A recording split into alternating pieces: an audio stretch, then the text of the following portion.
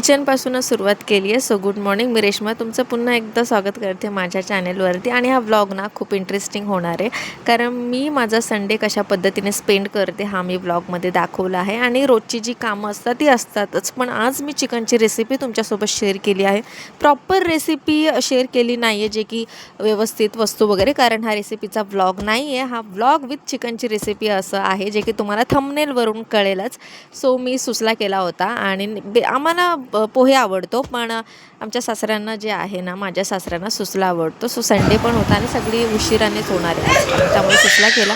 नाश्ता आम्ही करून घेत होतो. ह्याला मी चारवलं होतं बरं का, पण ह्याला ना ह्याच्या प्लेटमधूनच खायचं आहे.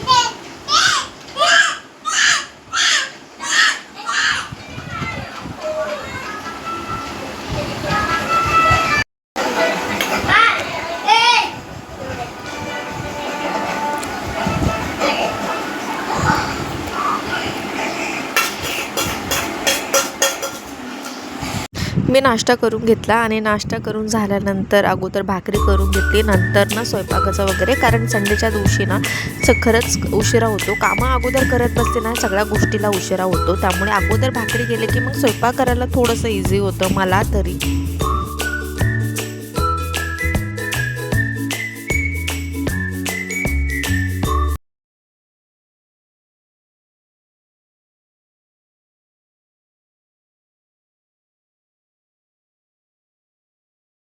आज मी तुमच्यासोबत माझ्या चिकनची रेसिपी शेअर करणार आहे. माझी चिकनची रेसिपी शेअर करणार आहे.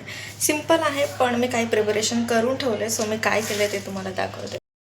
इथे मी 3 बारीक कांदे कापून घेतला आणि 2 टोमॅटो घेतले होते आणि खोबरं पण आहे. खोबरा अर्धा तुकडा घेतला होता. ते तिघही पण मी फ्राय करून घेतले. आणि याच्यामध्ये पुदिना आहे. पुदिना मी नंतर टाकेन. कोथिंबीर दोन्ही पण धुवून घेतला. इथं अर्धा किलो चिकन आहे. मी चिकन आणल्यानंतर ना त्याला कट करून घेत नाही. कोणी आणल्यानंतर परत त्याला बारीक पीस करून घेतात, मी नाही करत. जर खूप मोठे असतील तर करून घेते, नाहीतर मग नाही करत. लसूण आहे, एक पूर्ण गड्डी लसूण घेतली आहे आणि खोबऱ्यातला एक एवढूसा भाग ठेवला आहे मी.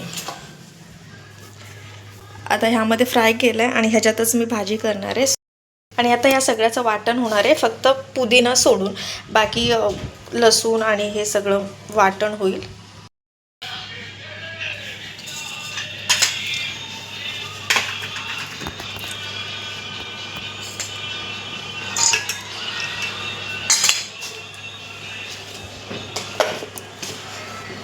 मोबाईल ठेवला होता मी शूट करण्यासाठी, आणि मग नंतर मी कॅमेरा ऑन करायचाच विसरले आणि काय काय बडबड केली होती. सगळी बडबड माझी वेस्ट गेली आणि सगळं शूट पण. त्याच्यानंतर मी कॅमेरा ऑन केला आणि हा बाहेर जाऊन आला होता त्यांच्या काकासोबत, आणि हे काय ज्यूस घेऊन आला येतो. तिला थोडासा, मला थोडंसं दिलं. मी थोडं पिऊन ठेवलं पुन्हा, कारण तो परत येऊन 5-10 मिनिटांनी परत मागतो तो ज्यूस.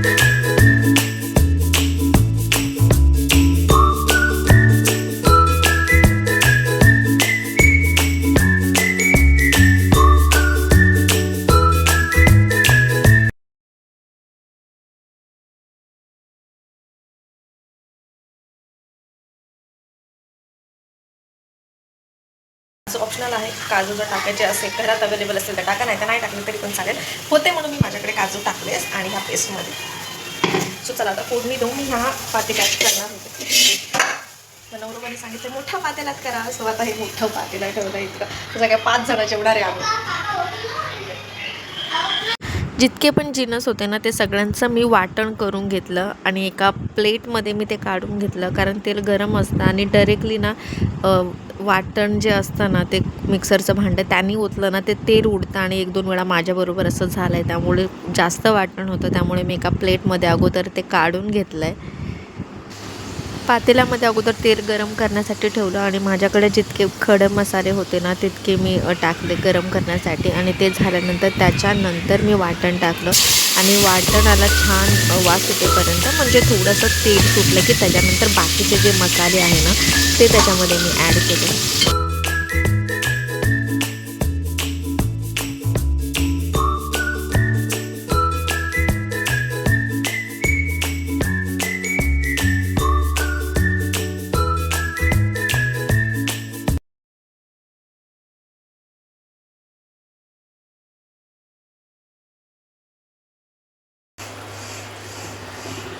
मसाल्याला तेल सुटलं तर त्याच्यामध्ये आपण मसाले टाकू.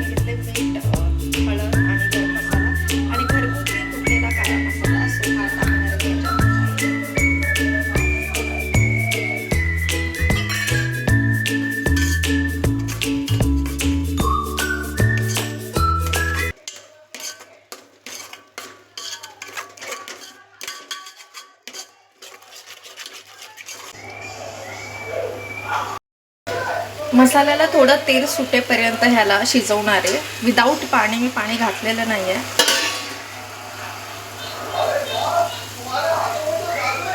गॅस लो फ्लेममध्येच ठेवायचा आहे, नाही तर तो मसाला करपतो. जर खूपच मसाला करपत असेल किंवा तेल जास्त सुटत नसेल तर आपण ते मिक्सरच्या वाटणमध्ये थोडंसं पाणी टाकून ते जरी ॲड केलं ना तरी ते होतं व्यवस्थित.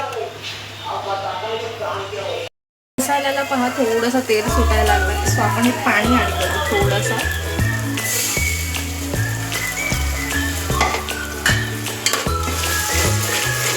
खाली ना करपणार.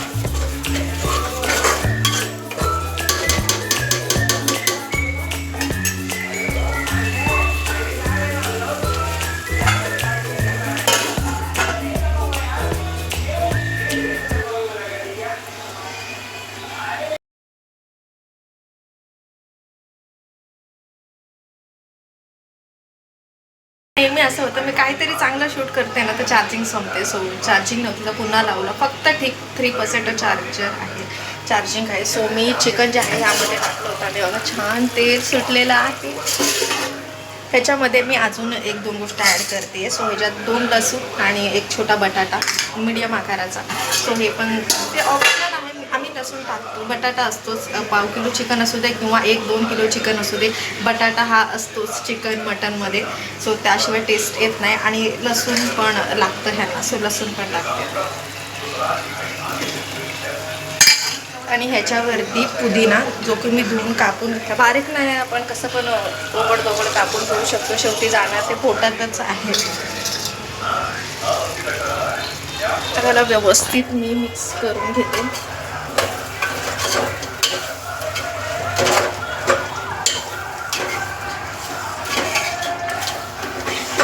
छान कलर आलेला आहे मग चिकनचा.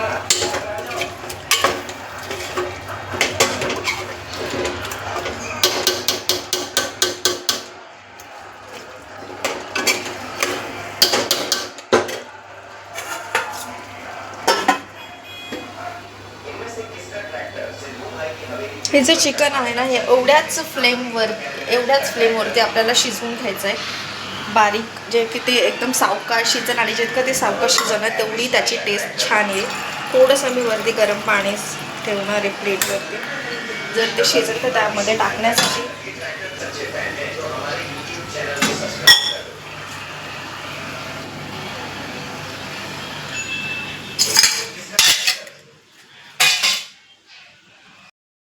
भरपूर गरम होतो आहे किचनमध्ये. म्हणून मी भाकरी सकाळीच टाकून घेतलं, कारण परत घाई नको व्हायला आणि संडेच्या दिवशी असं होतंच.